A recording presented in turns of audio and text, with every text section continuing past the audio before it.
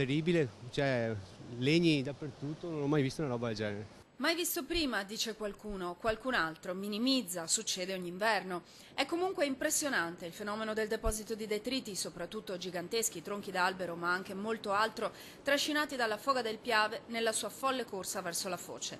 A subirne le conseguenze, le vaste spiagge della costa iesolana, da ieri in buona parte cancellata da un'erosione violenta, qui un salto di oltre 2 metri creato tra le dune, in parte coperta da tutto quanto trasportato dal grande fiume diffuso dalle violente correnti da Cortellazzo tutto intorno. Il mare fa impressione, soprattutto le onde che non siamo abituati a vederle di questa dimensione qua. Il mare ha mangiato spiaggia, penso una cinquantina di metri di spiaggia rispetto all'estate. Vedo che sta facendo delle foto, no? Un po' di reportage. Io ho un gruppo Facebook, i luoghi meno noti, Venezia e la sua laguna. Queste ci entrano di diritto. Sicuramente.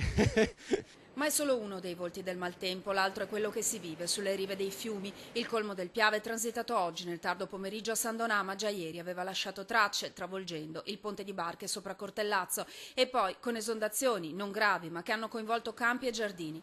Il tagliamento oggi non fa più preoccupare. Il sindaco di San Michele, Codognotto, questa mattina ha monitorato il fiume ma riferisce che l'allarme non è più pressante, anche se ovunque resta da codice rosso. Codice che ha tenuto svegli fino a notte inoltrata gli abitanti sulle rive del Livenza. Non siamo in una fase di completa emergenza, nel senso, lo vedete anche voi, i fiumi sono abbastanza contenuti, anche se noi ovviamente non molliamo e siamo presenti sul territorio. Protezione civile allertata, Genio e consorzi bonifica operativi in contatto costante. La Regione Veneto informa che il Livenza crescerà ulteriormente per la giornata di oggi e in parte domani, ma nei prossimi giorni la prevista diminuzione delle precipitazioni allenta la tensione.